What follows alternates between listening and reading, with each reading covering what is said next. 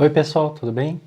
Nessa aula a gente vai calcular a autocorrelação da CMB. Então na aula anterior a gente viu como funciona a autocorrelação, estudamos uma função de uma dimensão só para entender bem os princípios, a ideia, né? E agora nessa aula então vamos aplicar esses conceitos à CMB.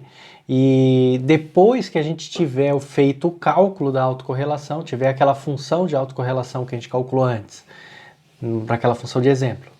Só que para CMB, daí nas próximas aulas eu vou ensinar vocês como tirar informação desse resultado, desse cálculo, tá bom? Então um pouquinho de paciência ainda, porque ainda não é momento de pegar a informação física, ainda estamos no momento da matemática e dos algoritmos aí numéricos para lidar com a matemática.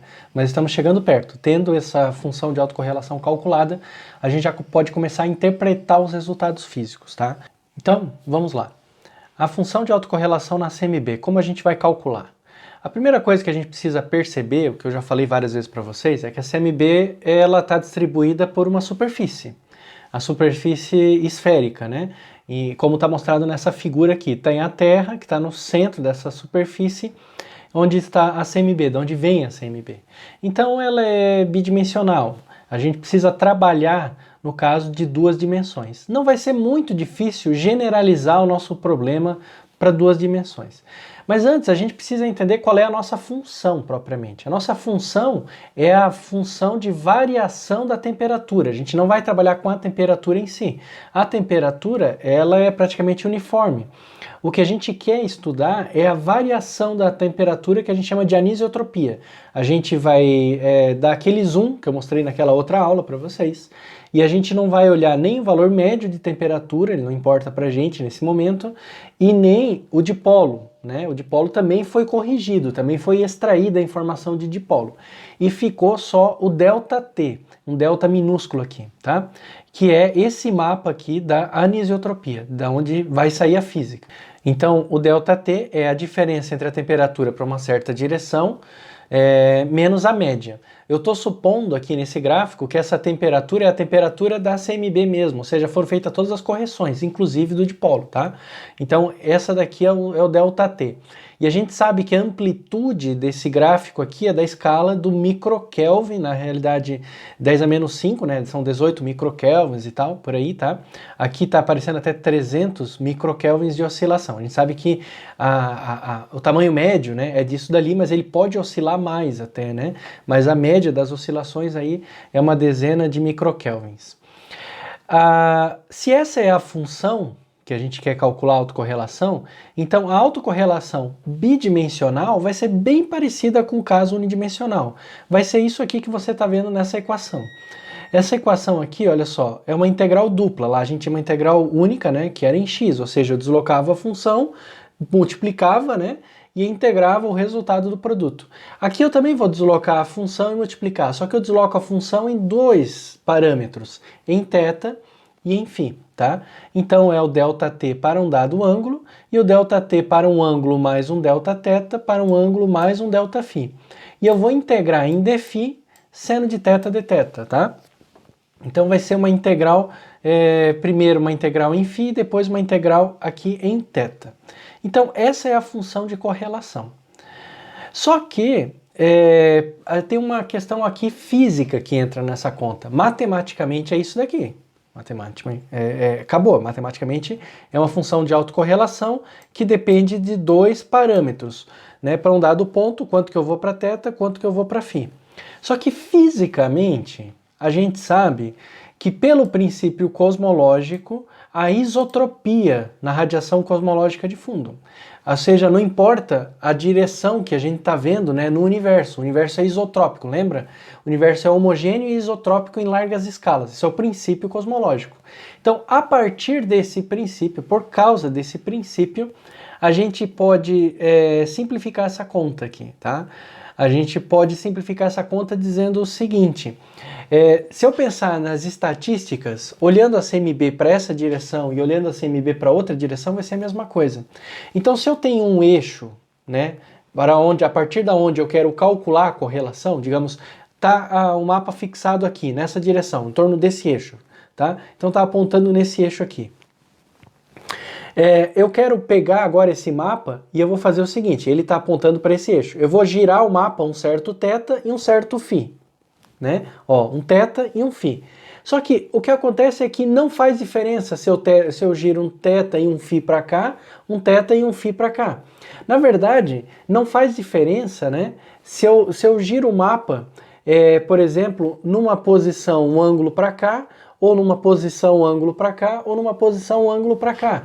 O mapa, ele tem que ser girado só, o que importa é o quanto que ele se distanciou do eixo só.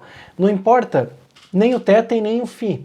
Importa o quanto que os dois eixos estão diferenciados. Não importa se é para cá ou para cá. Importa o tamanho da abertura, se ela é maior ou se ela é menor, tá? Agora, eu não consigo torcer meus dedos aqui, mas esse outro ângulo aqui não faz diferença.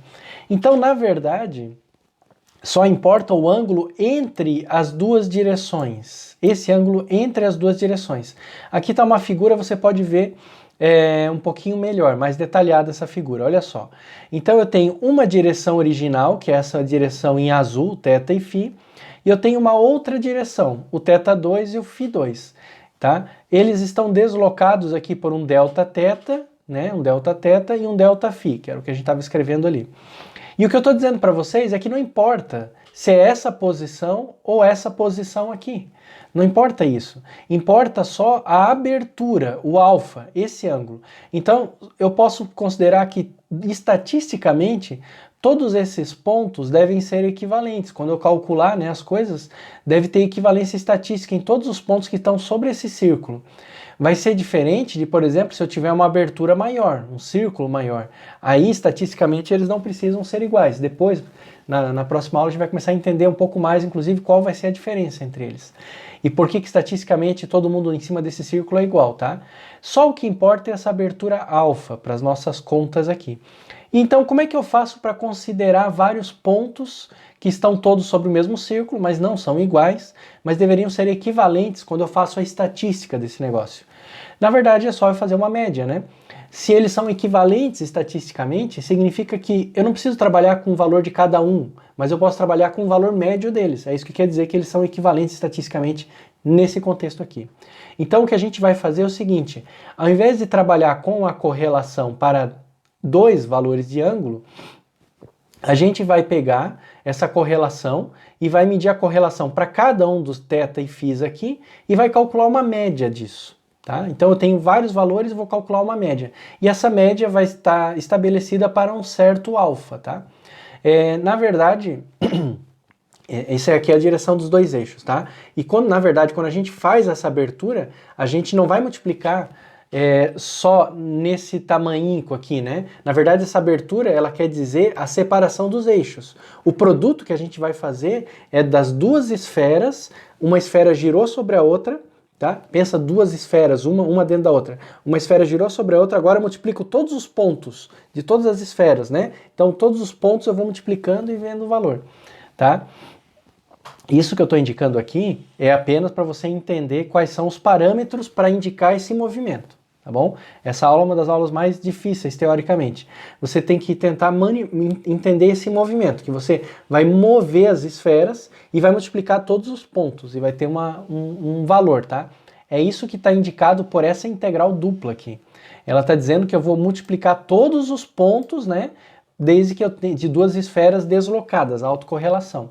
Só que agora eu estou dizendo ainda uma coisa a mais, que eu vou fazer esse deslocamento para um ponto, depois eu vou fazer para outro, para outro, para outro, todos esses pontos são equivalentes porque tem a mesma abertura alfa aqui. E aí então eu vou fazer o seguinte, eu vou calcular a média disso. A gente já viu como se calcula médias nesses contextos. Nesses contextos a média é uma nova integral, a gente fez isso antes. Então a integral vai ser uma integral em beta, porque todos esses ângulos aqui são iguais, então eu vou calcular de 0 até o final aqui. Então beta varia de 0 a 2π, tá? Essa abertura. Então é uma nova integral. O numerador dessa integral vai ser a soma de todos aqueles valores. Agora eu preciso dividir pelo número total daqueles valores, como a gente fez antes, na outra aula. Então, para fazer isso, eu normalizo essa função. A maneira mais fácil de fazer aqui é não pensar muito nessas coisas todas, simplesmente esqueço todos os valores de função e calculo quanto que vale essa integral tripla, que seria a área, o equivalente de área, ou a quantidade de valores que eu estou mostrando. Se você calcular essa integral tripla sem os delta tetas aqui, olha, você consegue calcular, porque é uma integral mais simples, vai dar 8π ao quadrado. Então eu vou pegar aquela função e dividir por 8π ao quadrado. Assim ela vai estar normalizada, tá?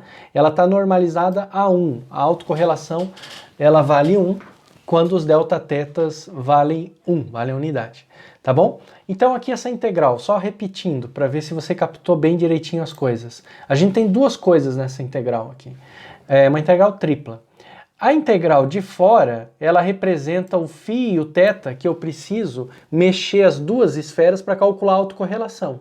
Só que como existe o princípio cosmológico da isotropia, então significa que se eu mexo numa certa posição aqui, é igual a estar mexendo numa outra posição. O que importa é a abertura, o quanto eu distanciei um eixo do outro.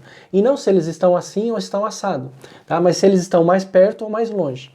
Então a minha correlação deixa de ser uma função de duas dimensões e passa a ser uma função só de uma única dimensão, de um parâmetro livre, que é o alfa, que é esse alfa que está aparecendo aqui, essa abertura, tá bom? Então volta a ser uma função unidimensional. Ótimo. Como é que a gente calcula isso? Então a gente vai calcular isso através da resolução de uma equação, né, que é uma integral tripla. Não é fácil calcular uma integral tripla. Eu vou ensinar vocês como faz isso no computador, tá? Só que para calcular essa integral tripla, infelizmente, é ainda mais difícil. Por quê? Porque a função que a gente está calculando está em função desse beta, que aqui é uma abertura. Infelizmente coincidiu com beta relativístico. Agora, dando aula, que eu vi que coincidiu as variáveis. Paciência. Está em função desse beta e está em função desse alfa, que são os parâmetros aqui em cima desse círculo que eu desenhei aqui.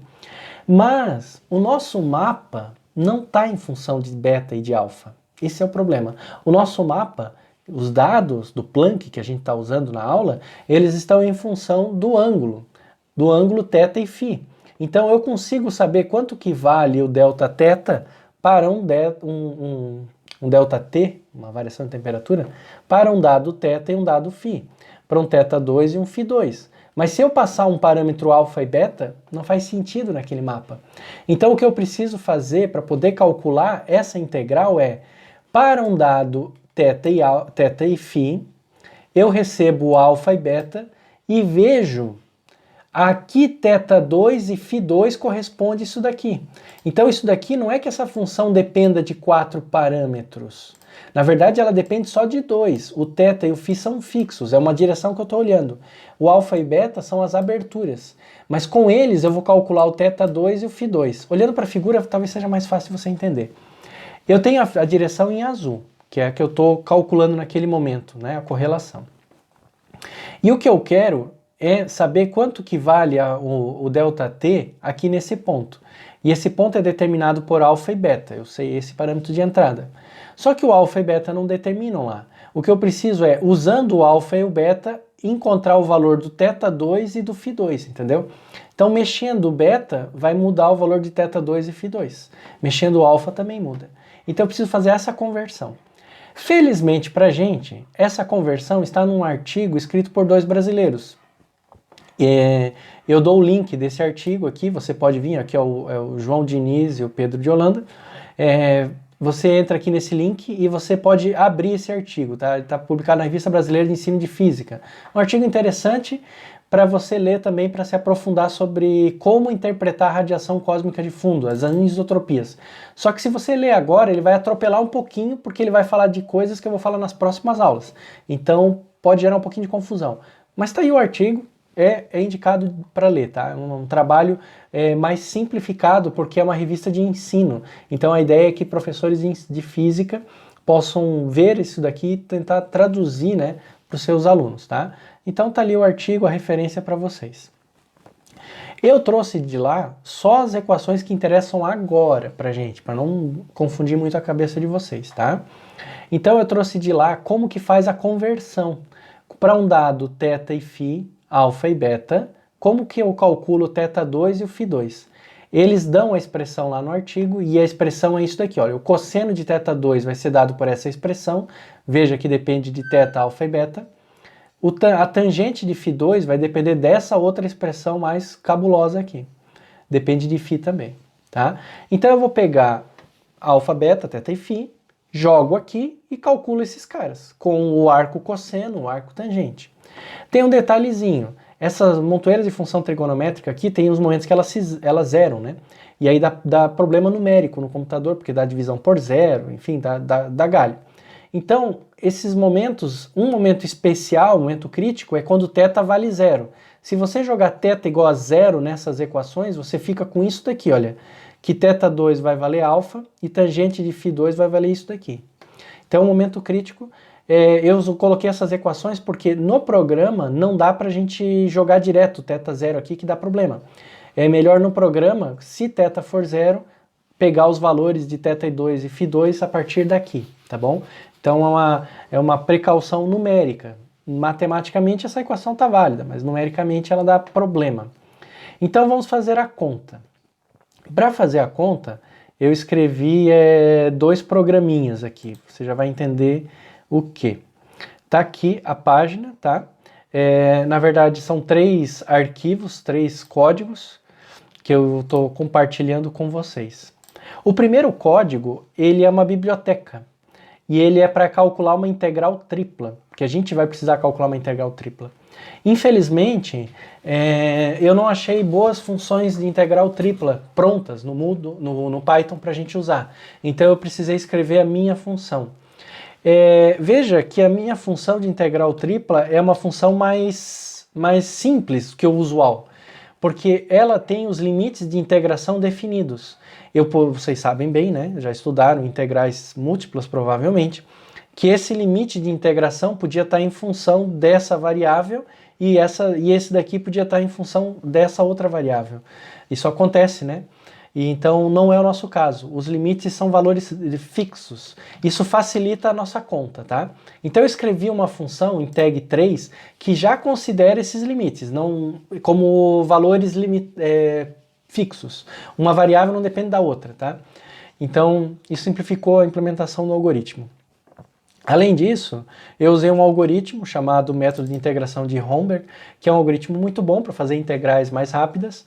E ele é dada a precisão dele através de um certo número de pontos que você vai usar para integrar em cada eixo. Então tem dimensão x, y e z, θ, φ e beta, tá? Que a gente vai integrar.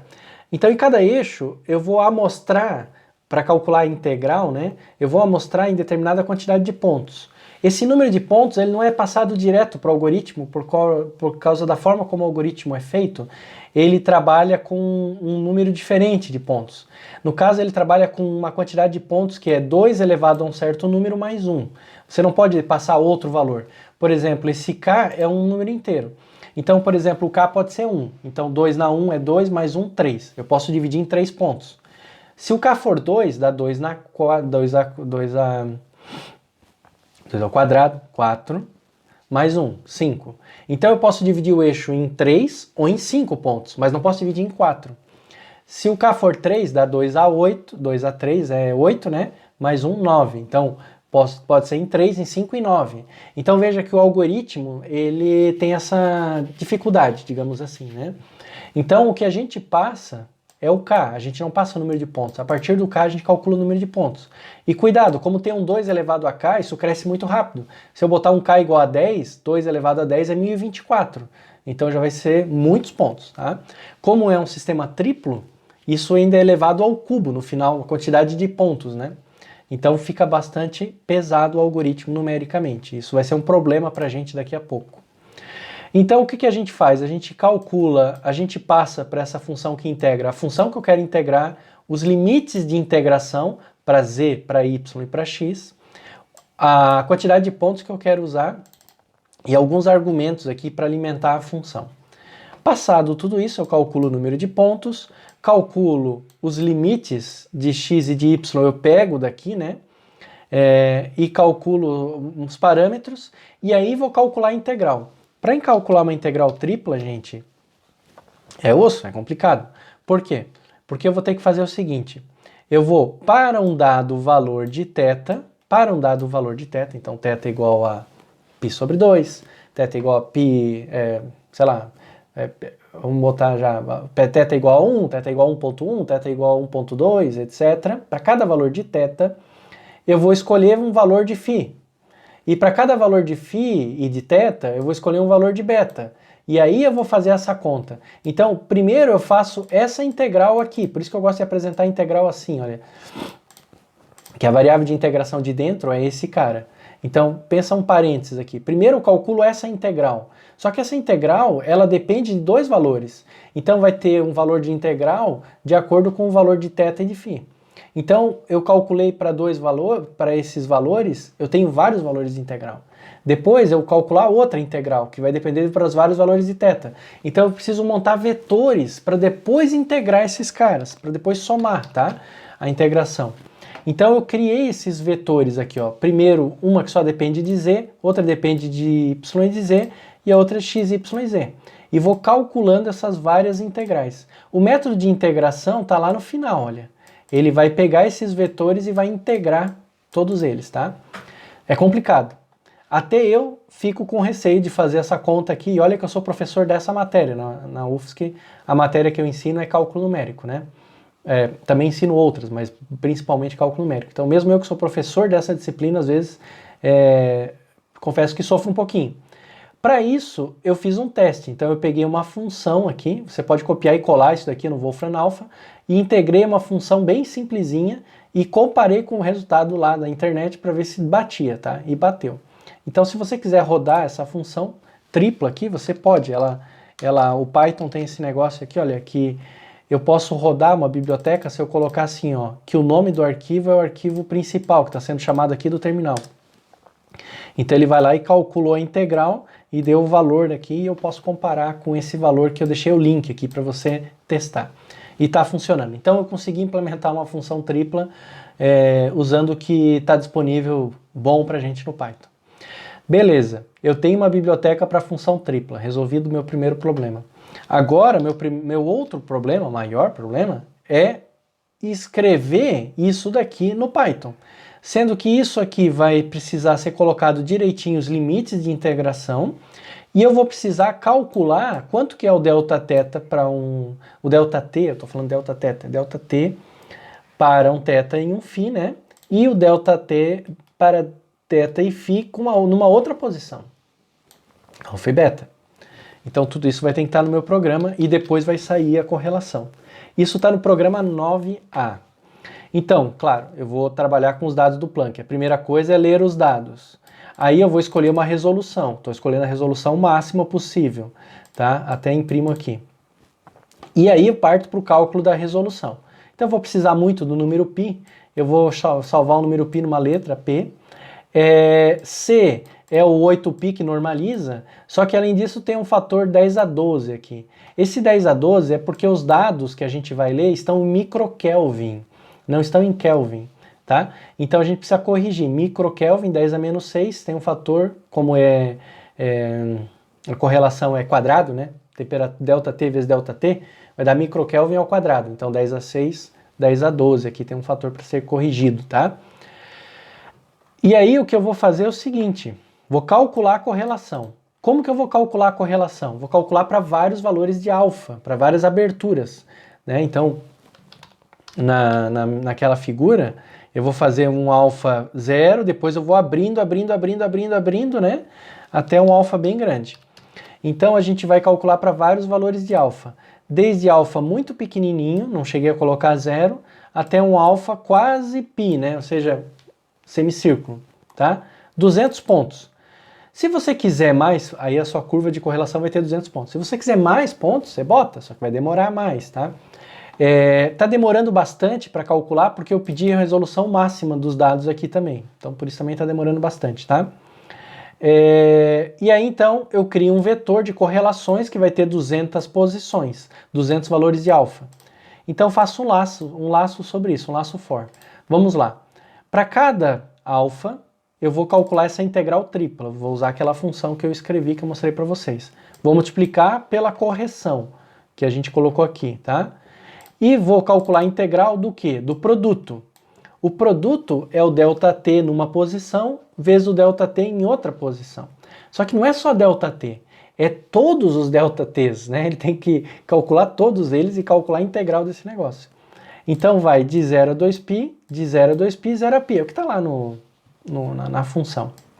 O k é 7, eu estou passando o k igual a 7. E preciso passar para a função o valor do alfa que eu estou usando para cada um dos passos. Então ele vai vir aqui com o alfa e vai chamar a função do produto, tá? A função do produto vai... Cadê a função? Produto, tá aqui a função, produto. E ele vai passar os parâmetros para esse produto, tá? Os parâmetros, lembra de integração, é beta, alfa, teta e φ. Então tá aqui os parâmetros de integração. E eu vou precisar calcular o θ2, o φ2, conforme a gente viu lá. Se for o caso especial, que é o θ valer 0, a gente usa aquelas funções que eu coloquei. Veja que eu não estou testando t igual a 0, porque o computador tem um problema de precisão de decimais. Ele não usa a variável valendo 0 exatamente, tá?